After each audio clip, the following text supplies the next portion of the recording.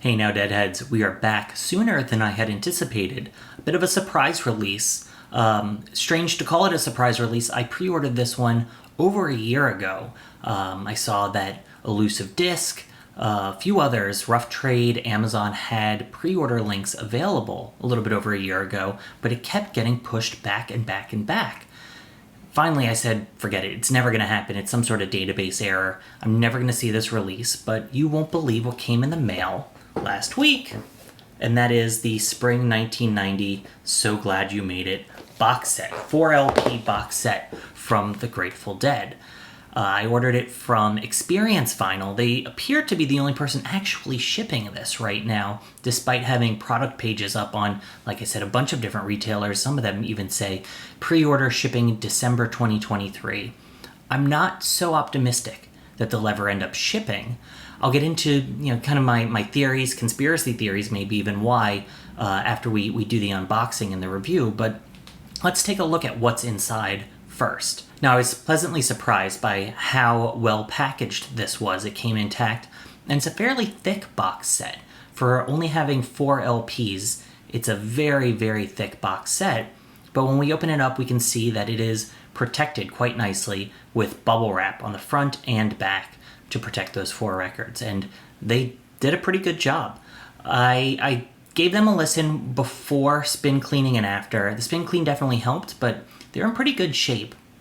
Something that I noticed, though, is slightly off-white coloration on these inner sleeves. Now, here they are side by side compared with the recent Record Store Day release of Jerry Garcia's Ragged But Right.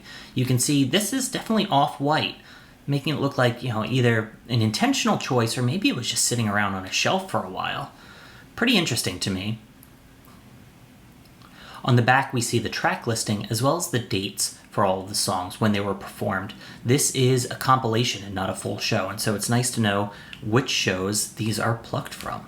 And then when we zoom in, we can see a brief little history of the Grateful Dead. Something worth calling out is that it says 2012 on the copyright, on the Friday Music copyright on the back of this box. This is actually a repressing of the 2019 reissue that came out a few years ago. You can tell because the original pressing, from what I've read, has a fine art print on the inside of the box. Maybe that explains why the box was originally made so thick. This one does not come with any liner notes, any fine art prints, just bubble wrap and 4 records. But they are really incredible 4 records. When we take a look at the back and we take a look at what are some of the standout tracks on here, of course, Let the Good Times Roll, It's All Over Now, Give Me Some Lovin' is really great. But what stands out the most to me, and I've listened to this time and time again now, is the Bird song on here. On side 3 of this record, this really an incredible Bird song. You hear some really great Jerry MIDI work. I think he transitions into playing it sounds like a pan flute with his guitar. That's, of course, Bob Bralov's tech genius coming to life in that MIDI controlling that the Grateful Dead utilized throughout the 90s. A lot of people call this Spring 1990 tour the last truly great Grateful Dead tour. Of course, there's standout shows or standout songs throughout the rest of the 90s in that Vince Welnick era, but they say this is the last truly great Grateful Dead tour, but really the beginning of that MIDI era. Some really interesting stuff. They take it to the extreme on releases like Infrared Roses. I like it a little bit pared back on those jammier songs, like this Bird song. I think it's a perfect example of Jerry Garcia's MIDI guitar playing really coming to life in a really interesting and just really delightful way. So if you haven't heard that, stream that one. Skip right to that. Stream it. This release is also on Spotify, Apple Music, all the streaming services. Check out that Bird song. It's really incredible, in my opinion. In terms of the quality of the vinyl, really can't complain. It sounds fantastic. It's not filthy, dirty, dusty sounding like some recent releases, like that Dave's Picks 23 release that I keep complaining about. That was really rough, but this is really great. Like I said, I gave it a clean in my spin clean. It didn't need it, but it definitely helped. Now I've got a little bit more speculation around that discolored inner sleeves. there's no notes around this being a new pressing. So I'm a little bit suspicious that this has just been warehoused for the past 4 years. Now, I don't know if it was intentionally or unintentionally warehoused for those past 4 years. My suspicion is that it's a recent warehouse find, but that doesn't explain why folks have been teasing it for over a year, why it's been available on pre-order from so many sites for the past year.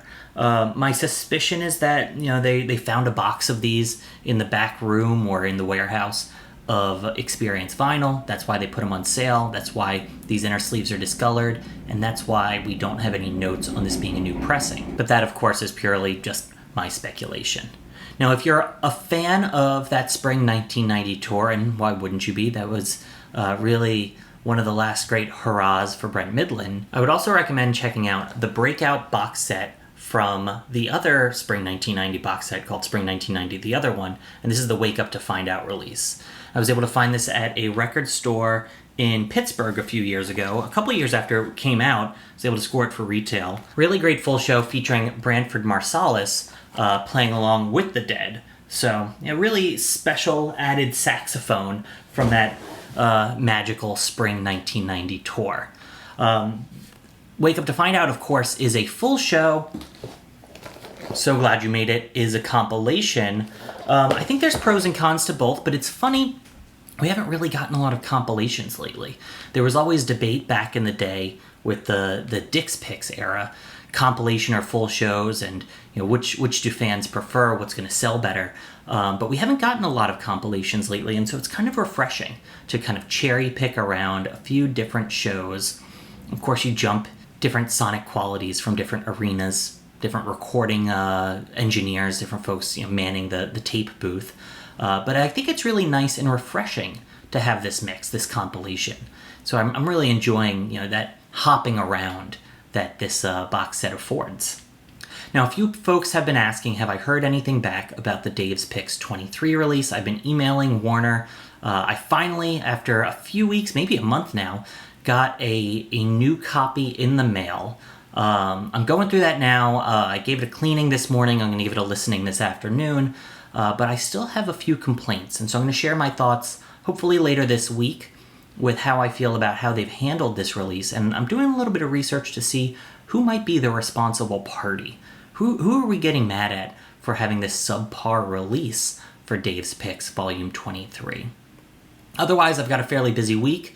We've got Dead at City Field Wednesday and Thursday of this week. So I'm really looking forward to that. Hoping I finally get my Dark Star, but they played it, I think 3 or 4 nights ago. So it's not looking great for my Dark Star, but fingers crossed. Otherwise, that's it for today. Thank you very much for watching. Peace.